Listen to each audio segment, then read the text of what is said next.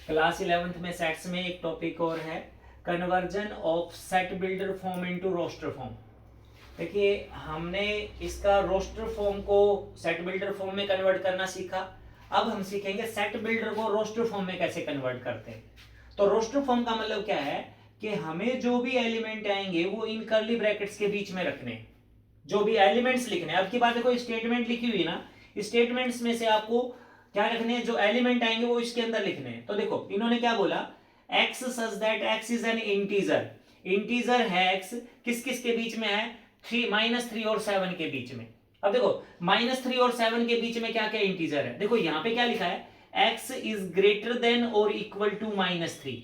तो देखिए x क्या है, -3 हो सकता है या उससे बड़ा हो सकता है। तो देखिए कैसे, x -3 हो सकता है, उससे बड़ा क्या होगा, -2 -1। देखिए माइनस में जो नंबर जितना छोटा होगा उतना ही बड़ा माना जाता है। तो देखिए -3 -2 -1, देन इंटीजर में क्या आएगा, 0 भी आएगी, फिर 1 2 3 4 5 6 7 नहीं आएगा। इन्होंने बोला x इज लेस देन 7, तो 7 को इंक्लूड नहीं करेंगे, तो हमारे पास ये एलिमेंट आ जाएंगे इसकी रोस्टर फॉर्म में। पहला क्वेश्चन। दूसरा देखिए क्या बोला इन्होंने, x such that x is a natural number less than 6। अब हमें क्या करना है, 6 से लेस देन सारे नेचुरल नंबर लिखने। कौन से आएंगे नेचुरल नंबर, 1 से शुरू होते हैं, 1 2 3 4 5। लेस देन 6, 6 से छोटे, 6 इंक्लूड नहीं होगा, 6 से छोटे छोटे नेचुरल नंबर लिखने।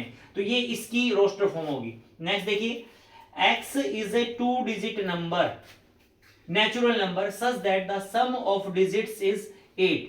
आपको वो सारे नेचुरल नंबर लेने हैं 2 डिजिट के, जिनका अगर मैं सम करूं, जिनके डिजिट का सम करूं तो 8 आए।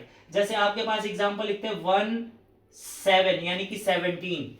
देखो एक नेचुरल नंबर है, लेकिन इन दोनों को अगर आप ऐड करेंगे तो आपके पास कितना आ जाएगा, 8 आ जाएगा। 7 1 + 7, इसकी 7,1 लिख सकते हो आप लोग, ये भी ऐड करेंगे तो 8 आएगा। नेक्स्ट देखिए आपके पास क्या लिख सकते हो, 2,26 यानी कि 26, दोनों के डिजिट को ऐड करो 8 आएगा, आप 62 भी लिख सकते हो। और देखो क्या हो सकता है, 35,53 यानी कि डिजिट को ऐड करने से 8 आना चाहिए आपके पास। और देखो क्या पॉसिबिलिटी हो सकती है, 4 हो सकता है ऐसा भी, ठीक है। और देखो किसी को ऐड करने से 4 आ रहा है, देखो आपने सबको ऐड किया तो देखो 8 आ रहा है, 1 और 7 8 हो गया, 7 और 1 8 हो गया, 2 6 8 हो गया, 6 2 8 हो गया, सबको 8 8 आ रहा है। और देखो कोई और आ रहा हो दिमाग में, ऐसे किसी के दिमाग में जैसे 5 3 की बात करूं तो वो आ चुका है, 3 5 भी आ चुका है। तो ये वो नंबर है, नेचुरल नंबर है, जिनको डिजिट्स को अगर आप ऐड करेंगे तो 8 आएगा सम। तो ये इसकी रोस्टर फॉर्म होगी। नेक्स्ट क्वेश्चन देखिए आपके पास क्या दे रखा है, x is A prime number which is divisor of 60। यानी कि हमें क्या करना है, x एक ऐसा प्राइम नंबर लिखा है जो आपको 60 को पूरा पूरा डिवाइड करता हो। देखिए प्राइम नंबर आपको पता है 2 से शुरू होते हैं। अब पहले चेक करो, 2 से 60 डिवाइड हो रहा है भाई। उसके बाद 3 भी प्राइम नंबर होता है, 3 से भी डिवाइड, 3 से भी डिवाइड हो रहा है 60। अच्छा 5 भी प्राइम नंबर होता है, 5 से भी डिवाइड हो रहा है 60। और देखो बेटा कोई ऐसा प्राइम नंबर, देखो 5 के बाद आता 7 प्राइम नंबर, तो 7 से 60 नहीं होता, उसके बाद 11 से भी नहीं होता, 13 से भी नहीं होता। लेकिन आपके पास सिर्फ ये 3 ऐसे प्राइम नंबर है जिनसे 60 डिवाइड होता है। तो इसका मतलब क्या है, ये आपके पास क्या होगा बेटा, ये रोस्टर फॉर्म होगी, मतलब आपके पास इसकी ये प्राइम नंबर। ध्यान से समझो, प्राइम नंबर क्या होते हैं, प्राइम नंबर वही होते हैं जिनके केवल 2 ही फैक्टर होते हैं, या तो खुद या फिर 1, बस। और कोई नंबर ऐसा नहीं है जिससे 60 डिवाइड होता हो, प्राइम नंबर हो वो।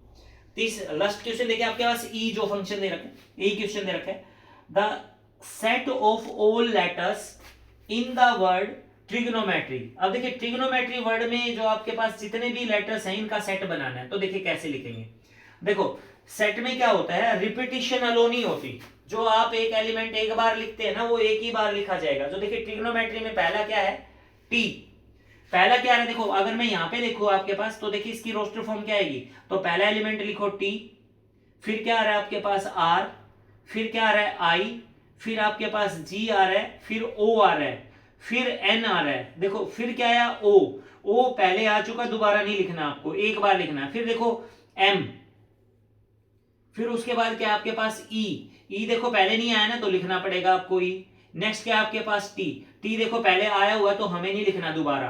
आर देखो पहले आया हुआ तो नहीं लिखना, वाई नहीं आया तो वाई लिखना आपको, तो ये इसकी रोस्टर फॉर्म होगी।